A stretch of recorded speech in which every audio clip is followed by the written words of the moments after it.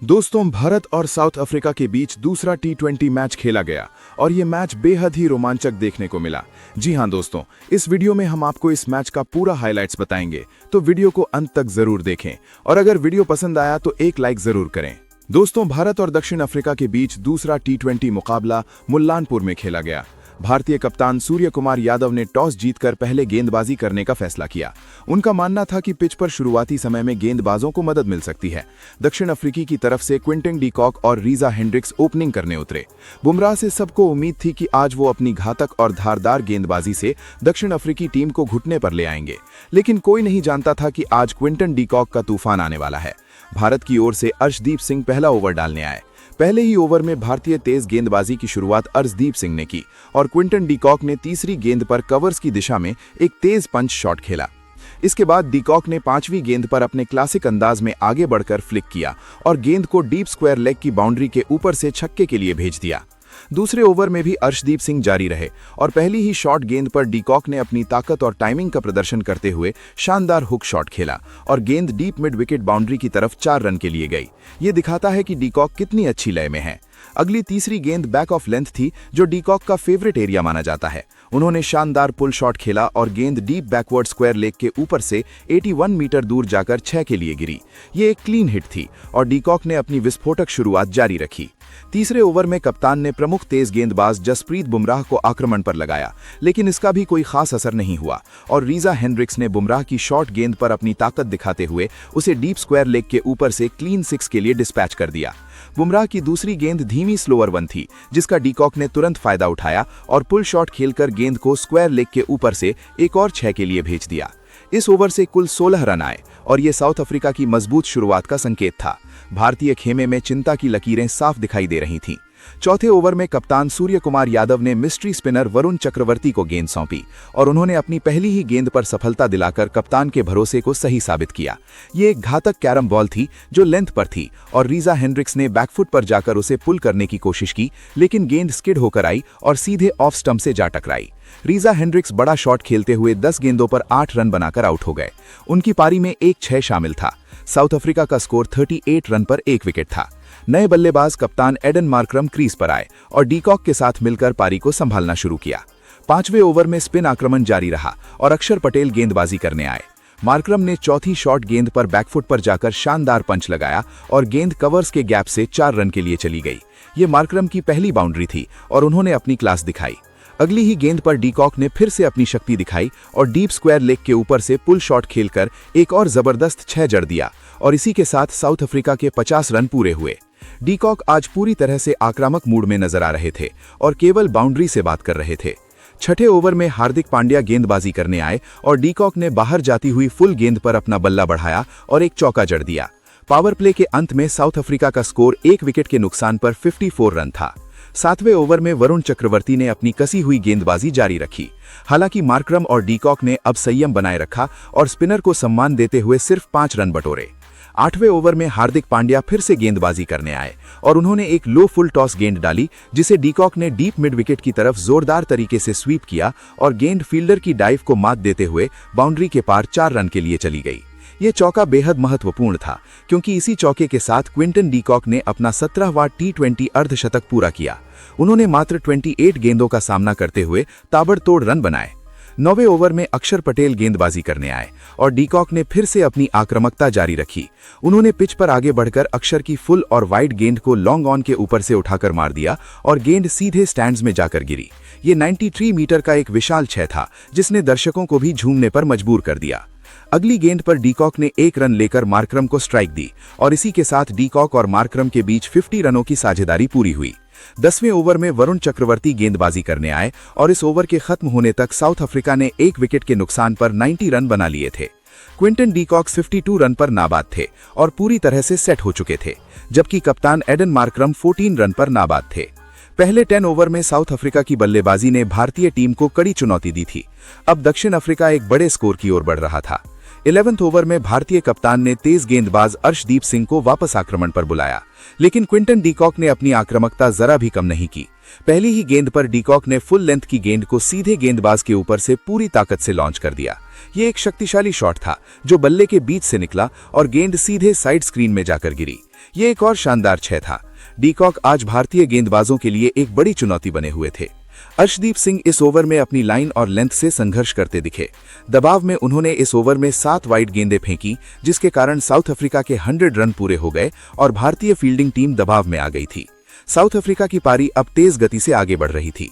12वें over में कप्तान ने एक बार फिर से अपने प्रमुख स्पिनर वरुण चक्रवर्ती पर भरोसा जताया, जिन्होंने मार्करम को फंसाने की रणनीति बनाई। हालांकि मार्करम ने कप्तान की उम्मीदों को थोड़ा झटका दिया और स्पिनर पर दबाव बनाने की कोशिश की।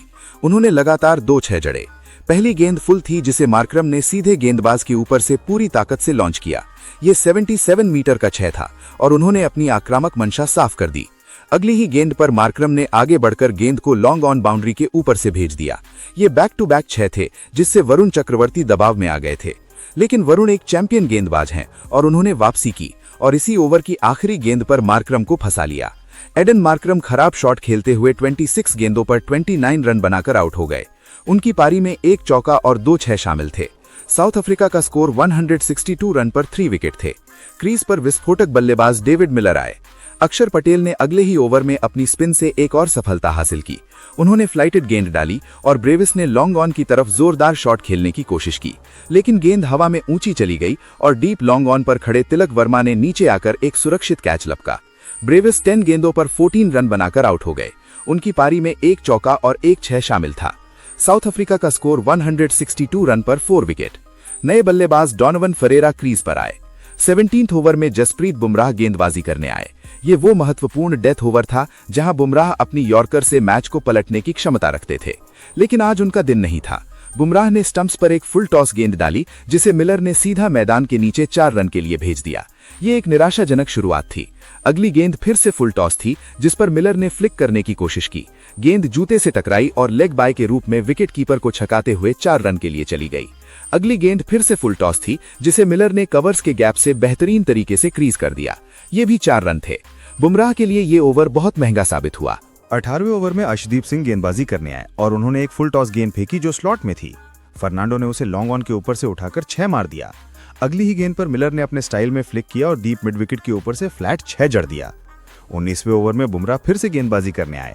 फर्नांडो ने बुमराह की फुल टॉस गेंद को लॉन्ग ऑफ के ऊपर से थंप कर दिया।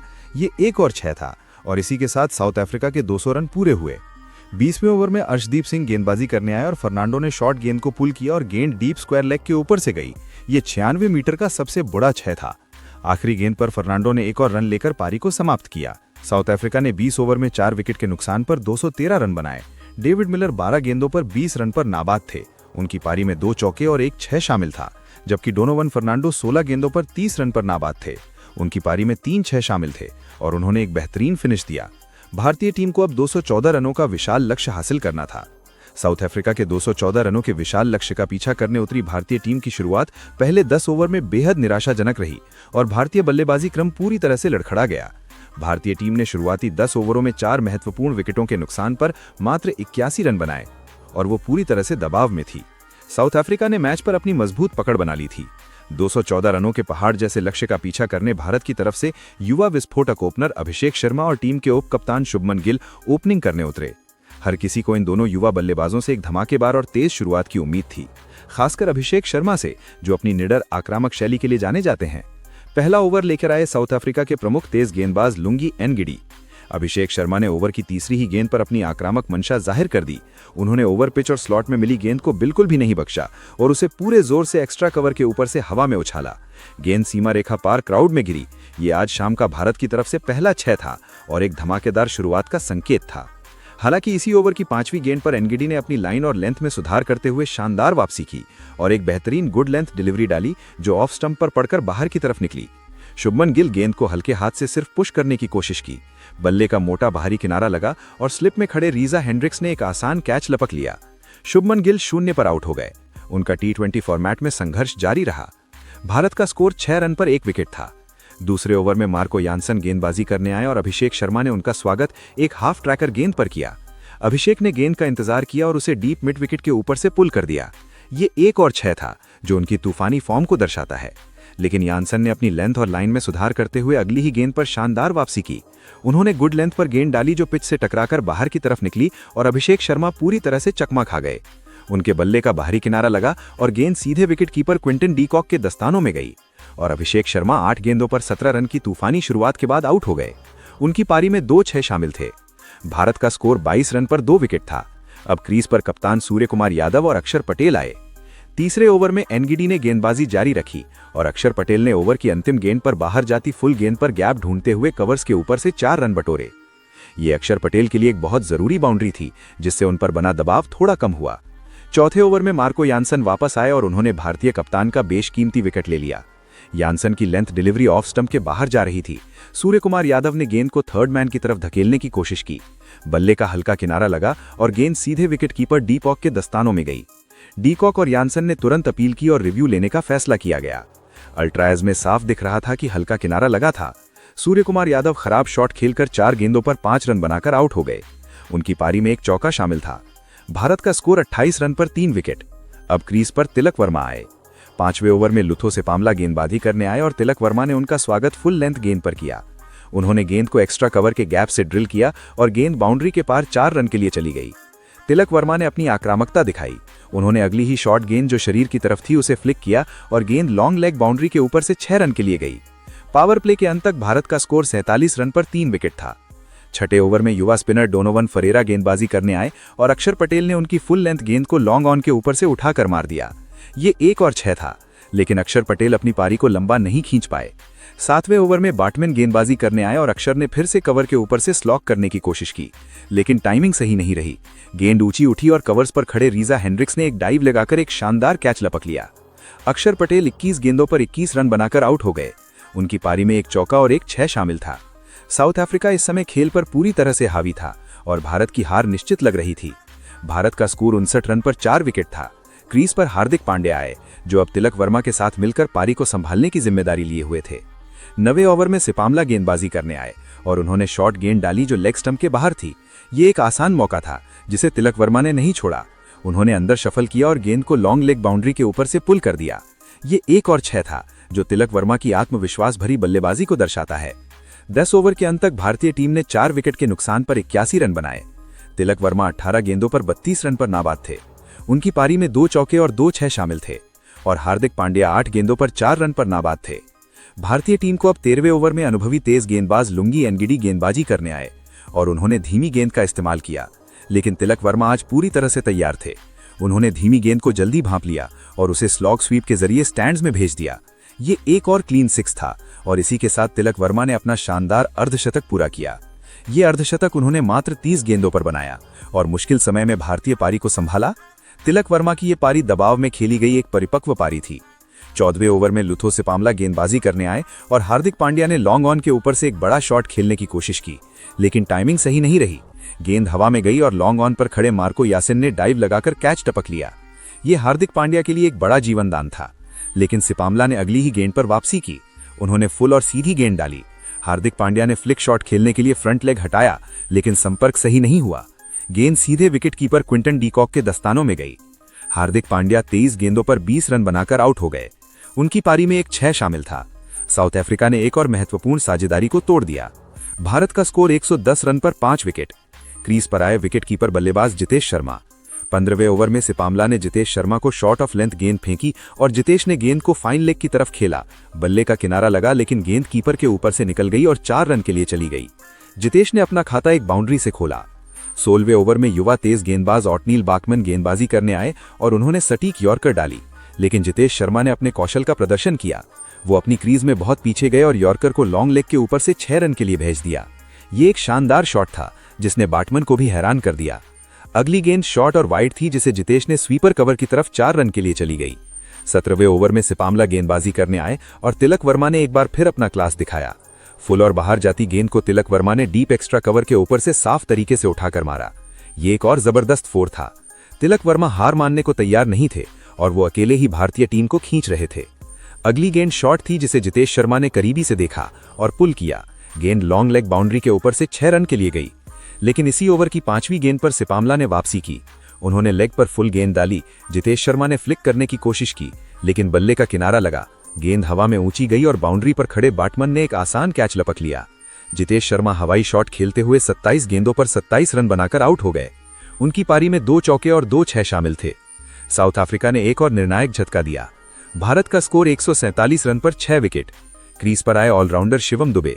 18वें ओवर में ऑनिल बाटमन गेंदबाजी करने आए और उन्होंने बेहतरीन लेंथ डिलीवरी ऑफ स्टंप पर डाली। Shivam Dubey cross line shot खेलने की कोशिश में चूक गए, गेंद सीधे ऑफ स्टंप से जा टकराई।